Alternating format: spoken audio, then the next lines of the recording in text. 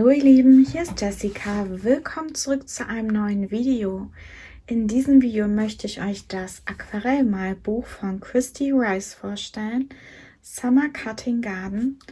Und ich hatte vor vielen Jahren, ich glaube zu Beginn meines Malen und Aquarellüben, mir dieses Buch gekauft, auch von Christy Rice, Painterly Days. Und ich habe dazu auch mal eine Review gemacht. Oder auf jeden Fall habe ich schon mal darüber geredet. Und ja, ich hatte hier eine Ecke für eine Karte benutzt. Ja, und ich hatte dieses Buch gekauft, um Aquarell zu üben, mit Aquarellfarben, Aquarellstiften. Und ich war super enttäuscht. Das hat überhaupt nicht funktioniert. Und ich dachte, Aquarell ist einfach nichts für mich. Und habe das dann auf beiseite gelegt und gedacht, ich fasse es einfach im Moment nicht an und habe dadurch meine Liebe zu Buntstiften entdeckt. Also hatte alles was Gutes, aber auch was Schlechtes. Und ja, im Endeffekt habe ich dann herausgefunden, dass es nicht wirklich an mir lag, dass ich damit überhaupt nicht klar kam mit Aquarellstiften oder Aquarellfarben, sondern an dem Papier. Das ist heiß gepresstes Aquarellpapier und ich konnte damit überhaupt nicht arbeiten, beziehungsweise hatte wirklich Probleme damit zu arbeiten, was mir auch die Freude daran genommen hat. Und ich habe das Buch zu Testzwecken dann oft verwendet, aber im Endeffekt hat es mich nie gereizt, da drinnen wirklich zu malen, obwohl ich einige der Seiten sehr schön fand. Manche sind etwas überladen für mich, wie zum Beispiel hier, das ist ein bisschen viel und durcheinander, aber andere Seiten, wie diese zum Beispiel oder die, fand ich sehr schön und hatte gehofft, dass es mir Freude bereitet, da drin zu arbeiten, aber irgendwie ist es mir doch sehr schwer gefallen und ja, ich bin mit dem Papier wirklich nicht glücklich geworden und nicht klar gekommen.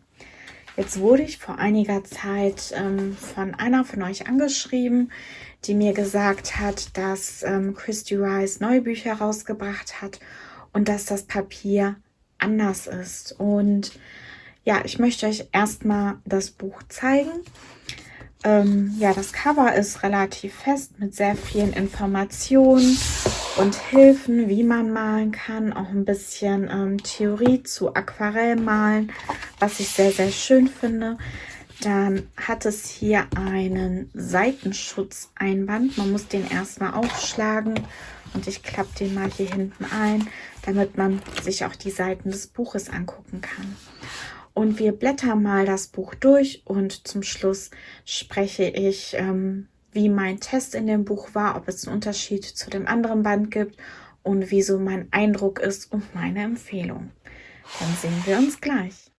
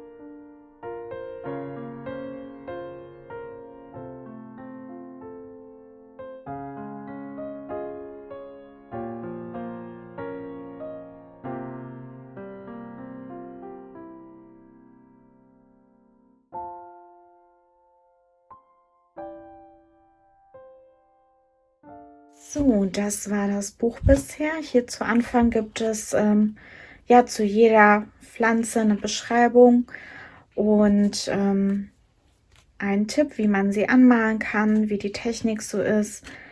Dann auch ja ein Spruch darüber, was es heißt, ein Künstler zu sein. Und was mir direkt aufgefallen ist zum ersten Buch, Moment, das erste Buch, was ich auch so toll fand, war, dass es jede Seite einmal doppelt gibt. Also Vor- und Rückseite sind identisch, so dass man ja 2 Chancen hat, die Seite zu malen, oder man kann erstmal hier zum Beispiel die Rückseite als Testseite nehmen und dann auf der Seite wirklich malen. Und das hat mir geholfen, auch einfach mal hier verschiedene Farben auszuprobieren, verschiedene Techniken.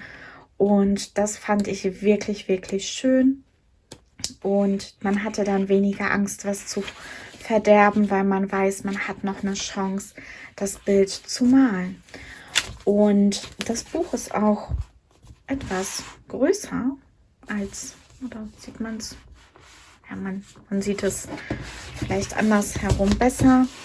Das alte Buch ist definitiv auch etwas auf der größeren Seite, was jetzt aber nicht so schlimm ist. Und bei den neuen Büchern hat man das hier, dass die Seiten nur einseitig bedruckt sind. Aber was mir hier gefällt, ist, dass sie sehr viel cleaner sind, so dass man, also manche Seiten im alten Buch wirken für mich sehr überladen, was mich oft ja zurückgehalten hat, eine Seite anzufangen, weil es war einfach zu viel für mich. Es war wirklich zu viel. Und hier wirken die Seiten mehr cleaner, sodass man sagt, okay, man startet hier und arbeitet sich vor, was mir persönlich besser gefällt. Ihr Zeichenstil ist sehr, sehr lose, was ich einerseits auch schön finde, was mich andererseits aber auch herausfordert, weil ich ein sehr strukturierter Mensch bin. Und ja, oft fällt es mir dann hier schwer, bei den Blumen Anfang und Ende auseinanderzuhalten, weil es sehr, sehr viel ineinander ist. Aber dennoch finde ich ihren Zeichenstil auch sehr, sehr schön. Und wie vorher erwähnt, ist das heißgepresstes Aquarellpapier. Das heißt, es ist etwas auf der glatteren Seite. Es kann mehr Wasser aufnehmen als herkömmliches Papier, auf jeden Fall. Ich habe hier auch mit relativ viel Wasser gearbeitet und man sieht eigentlich kaum, dass es sich gewellt hat oder dass die Farbe durchgedrückt ist. Aber das Papier ist etwas empfindlicher. Man muss also vorsichtig sein, dass man mit Wasser und Pinsel nicht zu viel reibt. Ich hatte damals auch den Tipp gekriegt, dass ich eher mit einem weichen Pinsel arbeite. Und ich habe hier mit meinem Kuretake Wassertankpinsel gearbeitet und auch eigentlich sehr schnell die Farben gelöst und eher wenig geblendet, weil man das mit Aquarellstiften, wenn man die Farben nicht Schicht für Schicht aufträgt, sondern direkt mit den Stiften schattiert und die Farben nur noch löst, ist das auch kein Problem, dass man ja das Papier beschädigt. Das ging eigentlich sehr schnell. Hier habe ich mit Aquarellfarbe gearbeitet und mit meinem Escoda Pinsel, einer der besten Pinsel, die ich je hatte. Und ja, hier habe ich zum Beispiel in 2 Schichten gearbeitet. Ich habe eine hellere Farbe aufgetragen, sie ein bisschen antrocknen lassen, dann eine dunklere Farbe hier am Rand aufgetragen und mit klarem Wasser habe ich die Farben ein bisschen ineinander verblendet und auch das hat gut funktioniert. Ich muss sagen, es stimmt, dass sich dieses Papier minimal anders anfühlt und ja nicht so empfindlich ist wie das Papier in dem alten Buch. Das hat sich sehr, sehr schnell aufgerieben und hat dazu geführt, dass man dann in dem, ich weiß nicht, ob ich das hier bei einem, genau, hier sieht man das vielleicht, ja, dass man dann halt so aufgeriebene Stellen hat, die da mehr Farbe gesammelt haben und die man dann nicht richtig ausblenden konnte. Und ich fand auch, dass die Farben sich hier viel schöner gelöst haben. Ich habe hier mit meinen Albrecht Dürer gearbeitet, ein paar Blätter und ein paar Blätter mit den Swiss Color von Caran d'Ache. Das sind eher Hobbykünstlerstifte und auch mit Aquarell. Ich denke, ich habe jetzt alle 3 Varianten getestet, die man hier drin verwenden kann. Und ich fand es ein bisschen besser als in den alten Büchern von Christy Rice. Also hier, ich werde ständig nach Aquarellmalbüchern gefragt. ist eine Empfehlung von mir, also die neueren Bücher von Christy Rice. Mit den älteren bin ich nicht so gut klargekommen, aber das liegt natürlich auch immer an der Technik und Präferenz. Also lasst euch davon nicht abschrecken. Manchmal muss man es einfach selber ausprobieren. Und ja, wenn ihr das Buch trocken verwenden wollt mit Buntstift, geht das auf jeden Fall auch.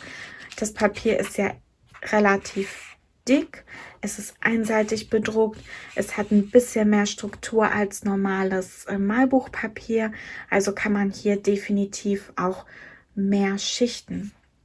Also auch hier eine Empfehlung von mir, wenn euch der Zeichenstil gefällt.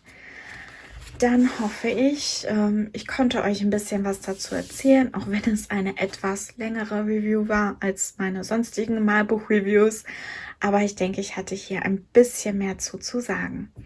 Dann vielen Dank fürs Reinschauen und ich hoffe, ich konnte euch ein bisschen motivieren und etwas Neues empfehlen. Dann sehen wir uns im nächsten Video. Tschüss!